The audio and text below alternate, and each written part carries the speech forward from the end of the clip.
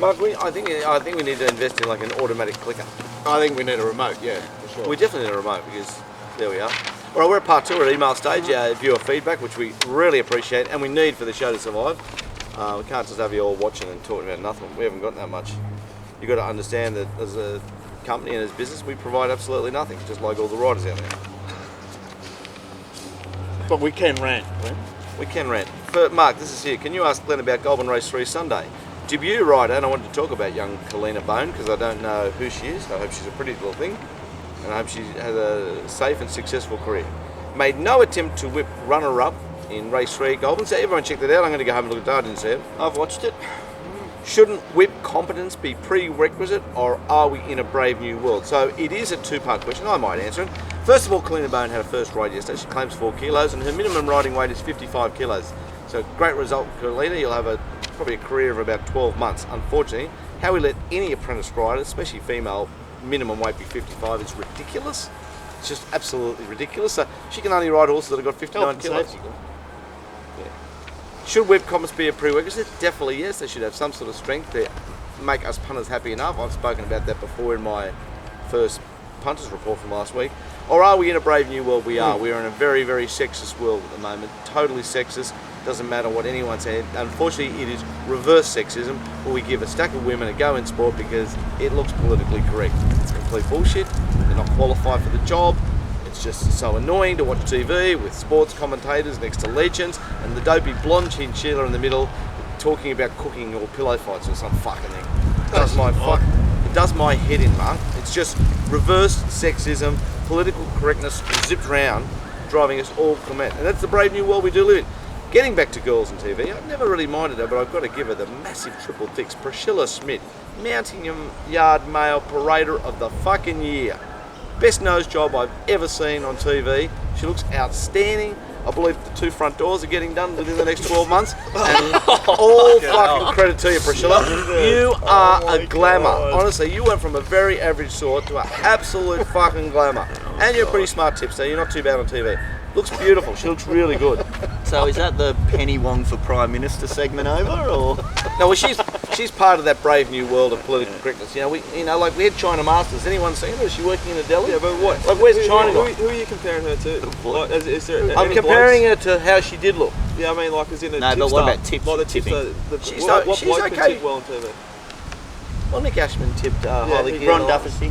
Ron Duffy's done a Dean good job over a long time. Dean Lester. Yeah. Dean Lester. There's a few blokes, but So it's, I reckon it's Duff and Lester who I just go veterans. I wanted to mention Priscilla for a couple of weeks now because Mounting Yard Male there. Wow, she's a perv. She looks great. Like she did. I don't You watch wouldn't have looked at her, and now she looks great. So she's got to be happy with that. Yes. Women care about their Unless looks. she takes her career seriously and she's not just out to find a rich husband. I'd say she takes a career, but she's obviously. She had the hook-nosed beak, and now she's got the fucking dead-set Miranda Kerr look-alike. She looks great. So, money well spent, young lady. Money well spent. So speaking about female jockeys and the fact that Kalina Bone weighs 55 kilos, what happened to Jessie Whip? What happened to Jessie? What happened to Jessie Whip? What happened to the other girl, Kayla Nisbet? Where do they go?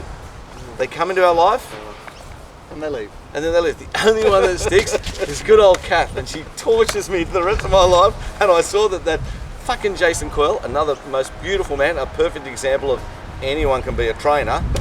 Loveliest bloke you'll ever meet. He's put her on that slightly sweet. It's in a race tomorrow at Suits in Melbourne, and you get all cheated up at the $26, and there she is, dear Kath. But the horse probably does go better for her. I mean, if you have a look at its form, Come on, Jay Collett had every possible on it for 6 runs last campaign. Is that Dear like Kath. Heather Poland only been the only woman that can ride Eckstein? Mitchell Bell fortunately proved that wrong because it was a decent win Eckstein. It was like not a get to the lead. I can't wait to get home and watch Colleen's whip action. So, and I'm sure it's not satisfactory. So I appreciate the email. Teen Queen on Melbourne Cup moments. It's appropriate. It's timely. On Melbourne Cup Day 2007, I was living miles out of the way in a farmhouse at a place called Kinchela on the New South Wales North Coast. God, Teddy, you've had an interesting life. Who would live in a farmhouse in Kinchela? I was down to just having $2.50 to my name. I've been there. I'm in that same situation this year with just $1.75. No way, team. Don't say you're going that bad. But in 2007, I drove into town, Kempsey, and went to the tab, back to Fishant. That was EI time, wasn't it? 50 cents for a win, efficient Purple Moon, a 50 cent Quinella, and 50 cent Exacta. I also had a 50 cent straight out trifecta, efficient Purple Moon, and a horse that was a late scratching, maybe better. And a 50 cent first fall with efficient Purple Moon, maybe better, and zipping. Well, she really invested a $2.70, $2.50 well. I tell you what, that is great investing, isn't it? I bought chicken at Woolworths for 5 cent with 5 cent coins in the last few years. Like with 5 cent coins. Instead of just fucking like what I should normally do is just steal it. Anyway. Efficient one, Purple Moon ran second, maybe better was a late scratching, and living miles from its habit, didn't have any time to drive back into town, and zipping was fourth. I collected 125 for the win in Quinella and Exacta. Money back for the other two bets, not a bad result for a $1.50 outlay. Hopefully this year I can find the right combinations again.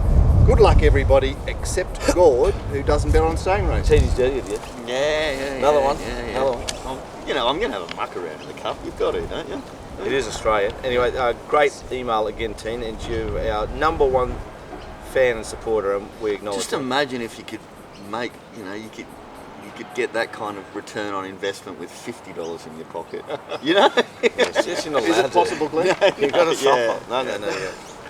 If you play with the devil, you must stay in hell. David Diamond is another very, very ardent and passionate fan of the show And of racing. racing. And of racing. Hi guys, I've recently slightly changed my betting habits. As you know, I've been going to the races since 1975. I've had my ups and downs like all punters. I basically concentrated on win bets, maybe 1, 2 or sometimes 3 horses in a race, but did not really bet each way or place only very often. Over the last 18 months or so I've diversified and now still have my win bets, but also each way and place only bets. There's so much value in each way and place betting. Well, Glenn, talk to us at this point because you're I'm an ardent place watcher, have been for a long time, and it's a really interesting place to bet. It's a place I feel very comfortable in unloading. Sometimes unloading the win I struggle with. Unloading the place, especially when you can map a horse right, and the market, he's right here, there's a variance of difference in the market. Some blokes are quite competitive, some blokes aren't, so obviously you're not betting with the blokes that aren't, but there's definitely value to be had. I bet up on Cape, what was it called? That thing I was, Bryce's horse, it's Cape Fair or Cab Fair? Cab Fair. I missed a place, but I bet up at $10 a place. Like, I bet right up at $10 a place. Gee, I went within a bee's dick of collectively. So David's gone on there to talk about his place betting career. Finally, I did tweet this to Mark on Saturday. Screen showing the interview of a jockey and trainer on Saturday with no sound from Melbourne, and there was no vision of Newcastle. One race, I think we saw the last 200 metres. Come on to ATC, common sense please. And He welcomes Ed Kelly. Yeah, welcome to the new man. Thank you, David. Thank you. There you go, mate. You've been welcomed by a lot of people. Not this week's bloke. Yeah, and then we're straight I've into just Ned seen Hater. Ned Hater. Gord Hater and Ned Hater. I presume they're the same person, are they, Glenn? I suppose they are. Do you want to read this out, Ned, Glenn? he's got no fucking idea. Mount Panorama's been back from 40s into 20s and doesn't want to bet because they missed the place. I can't read it. He doesn't want to bet because he missed the price. Are you fucking serious? It was never going to win that race. Imbecile. No, imbecile. Get rid of these fucking puppets. They're just scaring cunts off like me. That could be a good thing, but seriously. All we need is you, Mark Lamborn. You're the only one that makes any fucking sense. P.S. P.S. Ned makes Gordy look like a fucking genius. Well, I tell you, I just got Jeez, he does show, mate. He doesn't like you. But then Robbie Hinton tweeted, I like Dicko, excellent addition. There you go. Although punting Swami, he wrote into the RANT. He says less is more. So he Well, made you notice with our products, less is more. We don't have many products, just the three of us at the moment. Glenn Harvey tweeted the Wollumbar Magician, that's Matthew Dunn, and Schizo Reith having a day out. Hashtag who knew. No, good to see Reith ride a few wins. I want a really fresh, healthy, fit Chris Reith because he's in my price range a lot. When you see him ride like he did on Saturday, you go, that's the Sea Reith I know. That's who he is. That's it. There he is. He's only a dirty, filthy jockey, but there he is. That's who we know. That's who we love. Crookie tweeted in, please show this to Glenn, and it was a report from G1X, which is, Bruce Clark, blah blah blah, it's their website. It's like a Melbourne. Yeah, it was basically Oh, it does a report on what happened post Zorkan on Wednesday, Glenn. Okay. So, Let's get back to Zorkan. I'd laid Beretta, but I still went down and booed. Because Zorkan did look like it took Beretta's chance away a little bit, and then the other Waller races. This is the problem we have with 3 and 4 in one stable, and it's not Chris's fault. It's not anyone's fault. What he did is smart. He didn't break any rules. He said he's going to go forward on it. It's a smart play, but it's a shit look for It's a racing. bad look. Because that Beretta thing was back from 8s into whatever. So it's a lot of... yeah, but it's like it's game on, isn't it? It's game Yeah. on. Like we have no control over these things. So what's happened is someone got in trouble. They said something. So what happened post Zorkan was that social media lit up, and Luke, who we know well from Australian Bloodstock, got on Twitter and was on Twitter or on Facebook maybe. What did he say? Ned? That And he- Facebook and and Twitter's... Well, he didn't. he had a bit of a go. but he didn't say it the right way. Well, then the stewards have come down on him like a ton of bricks. I think they're interviewing him and maybe Jamie from Australian Bloodstock. Okay. So let's just get back to here now. The Seriously? stewards They're coming down on who? So, These blokes. well, The blokes who are complaining about it, yeah, or the blokes that did it? no, the blokes No, are the complaining. bloke they're complaining. Oh, they're fucked. Yeah, you can't say that Cheers, either. mate. So they're doing their job the way they said it, and the rules are that you can't say that sort of thing in social media. The problem they've got is they're opening Pandora's box, not just with what happened to me and now what look at them. Is there's hundreds of people on social media saying stuff. Now, if you're going to drag Luke Murrell and him and me in, shouldn't you drag everybody in that's in social media? No, there's always a scapegoat. Well, the They real target problem one is that they've got so much power, Glenn, that they can take your racing livelihood away, and basically what you do is you vent, and then they say, "Excuse me," and then you have to go, oh, "I'm really sorry, I didn't mean that at all," like that. You know, the abject apology. You know all about the abject apology, Yeah. which is, you know, that's a shit thing as well. It's a bit un-Australian, not being able to say what you think. Look, I mean, I'm talking through my pocket here. I declared this thing on our review show, and $8 was an offer. I backed it all the way down to 5s. Started at 9.01. You know, had a. Anyone that backed it would have to be unhappy with that race. But for me, it's just like. Did you get your money back, Gord? Well, Because it's a staying one thing race. that I find interesting Yeah. is if you own Zorkan, Yeah. you're paying the fees for it. It was You own Zorkan, you're we going. spoke about this before, You're going. Nick. Oh, my horse is ready now. We spoke about this before, Yeah, and next start. the Chris Wall's not just a great Yeah. trainer of horses, And- he's a great massager of owners. How does he do it? Yeah. How does he get 7 He people tells in you- a race? That's what I was going to say. Like, what he How do must you say do is, it? he's like, he's a He magician. tells the owner of a Zorkan, don't back at this start, we'll be ready next start. Does he say that? Well, Yeah, I bet you he doesn't say that. Yeah, he just guessing. But No, he be says shitty. this horse isn't ready to win. I thought from what I can't remember I don't even what think he'd Luke say said, that. but I think that's sort of what he was saying. Is that pretty frustrating if you were paying What- fees on a horse that's just being used as a bunny to set up for another No, horse? I think that's great. If I was the owner of Zorkan, I'd be so happy. What for? Because that Good horse has been start, given a next liven start. up. I'm thinking, wow, Zorkan, you're like, you're cherry ripe now. Anyway, so these blokes in a bit of trouble. They've got to go explain themselves to the stewards. By the sounds my of it, thing yeah. is that you can't. I just don't get that upset about it. Yeah. Okay, so where's the Oh, line? it's cost me a lot of money, but Where's the line? Where's but- the line? But then sometimes it goes my way, sometimes it doesn't. Where's You've the got copper on line? shin. Where's the line, Gord? What can you say? I'm and what- with where's the Mark. line? I want people back rigging races and everything. I don't really care. Just don't let the. So when I was down at Canterbury, I went down and I let go of 4 boos. I went boo, boo, and then Lindsay Murphy was there with Patrick, and they were laughing at me because they knew I was booing about it, and they're decent people. Boo. I laid Beretta. I was happy. But I just wanted to go down and do a bit of booing. Boo. So I think you got a so I'm- comment on Sky too. So I think it might have been Nick Ashman said and Polis boo.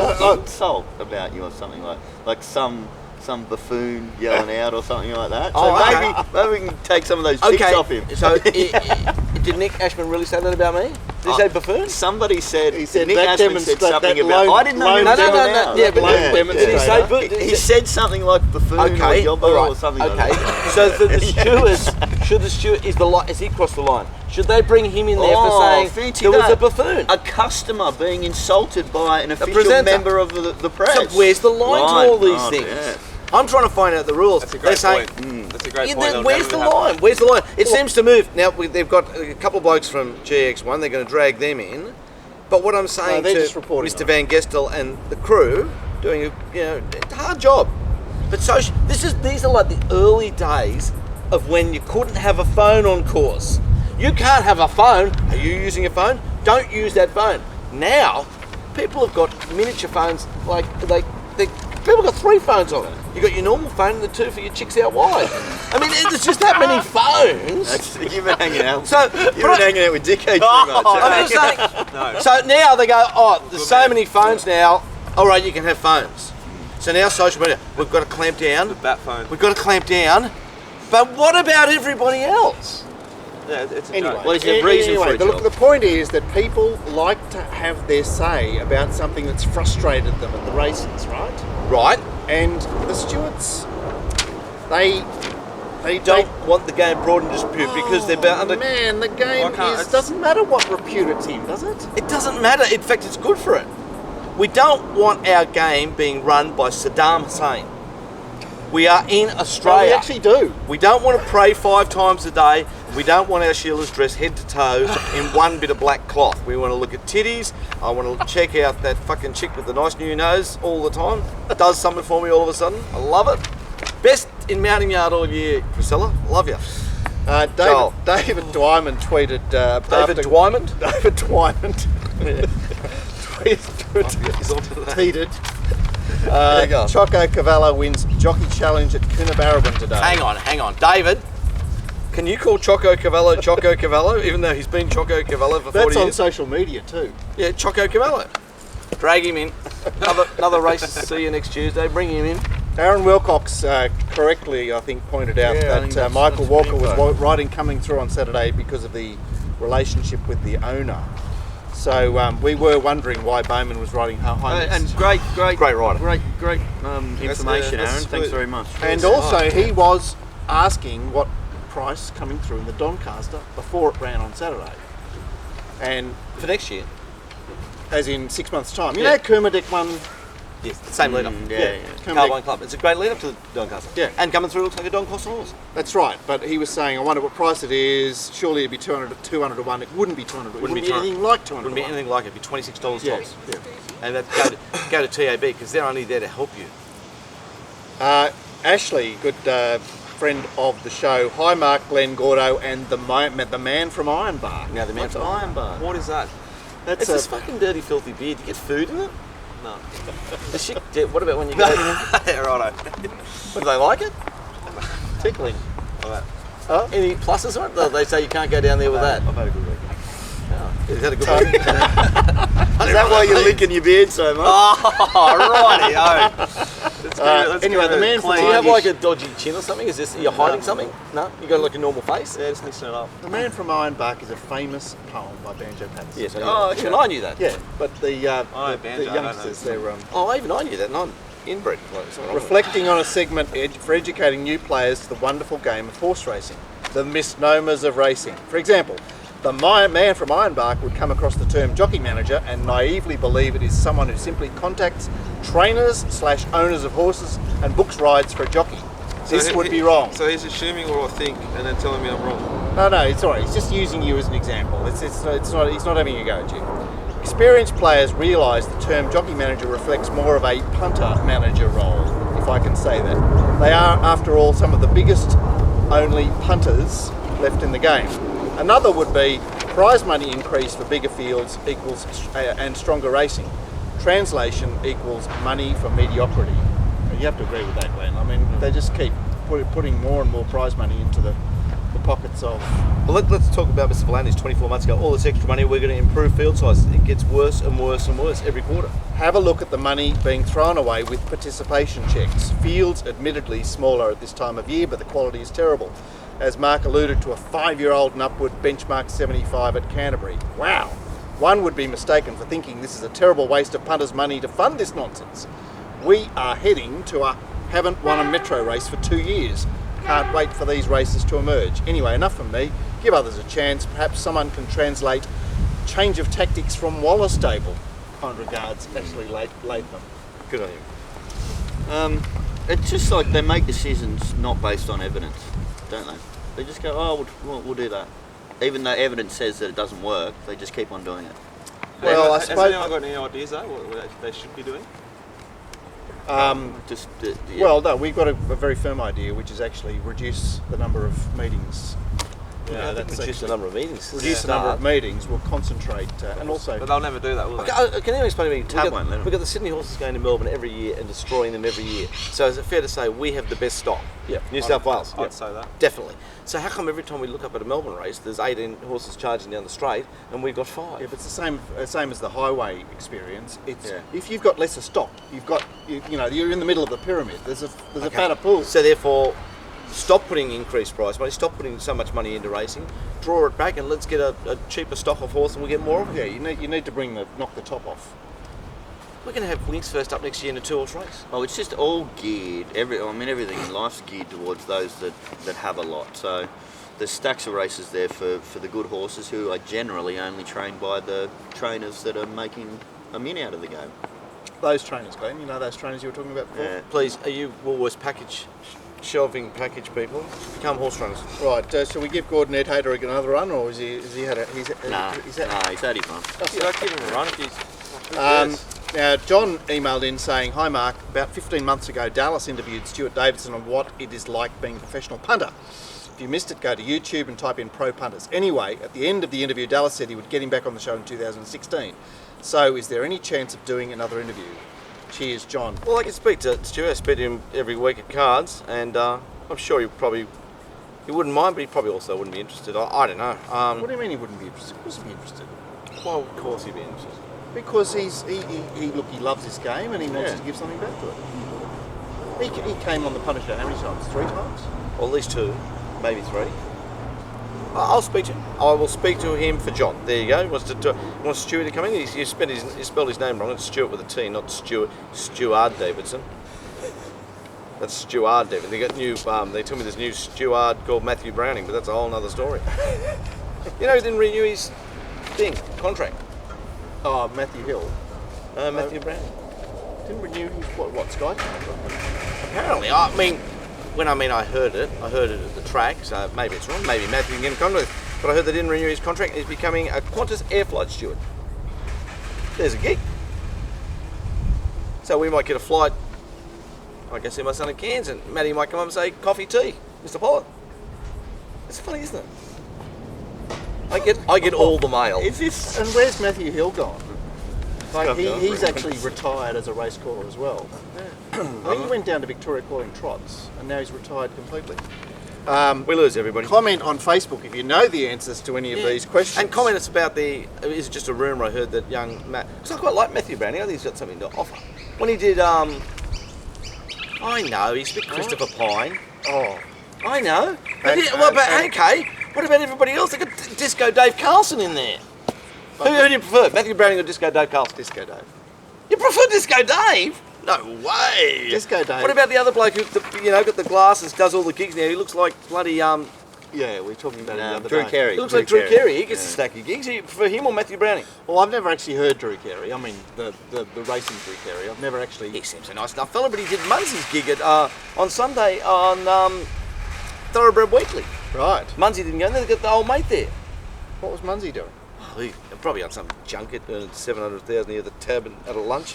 Ange says, "Hi guys, absolutely Fucking love joke, this." this guy. Speaking of It's Ange. Oh, it's a bloke. stuff to pull your hair out. Mitchell Manners has mangled the entire English language in the course of one racing caller's career, hasn't he? What's he done? That fucking Hamoon Lane in race 1 at Newcastle on Saturday. Hamoon. Hammond Lane. He called it Hamoon Lane the whole way round.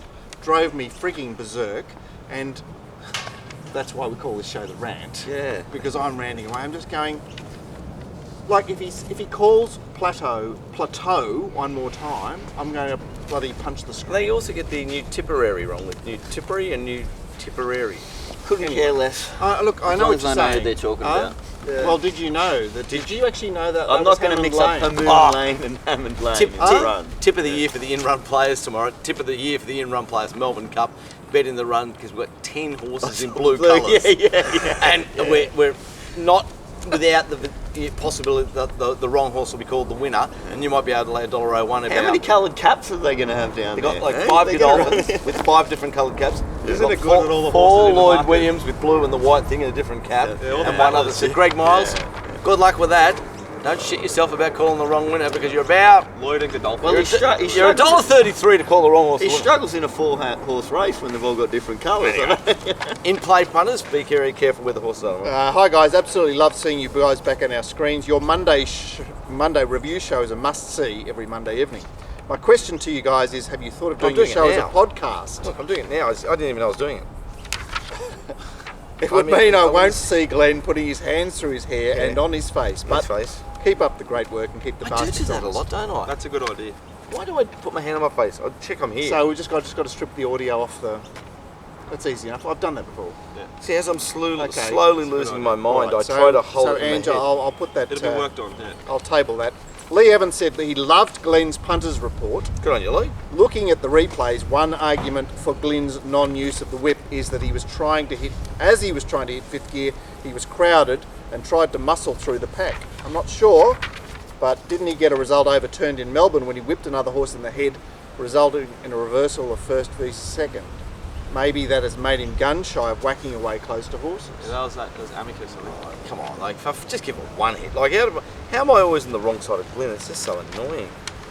Dave, on the same subject, said, Glenn, after listening to your B3, the contrasting whip use by Glenn Schofield, I watched both races several times. It's hard to disagree with you. The only thing I will add is that I've not seen the head-on, giving Glenn the benefit of very grave doubt. Maybe his horse was Little Green and was on top of the inside horse. Maybe connections instructed him not to use the whip.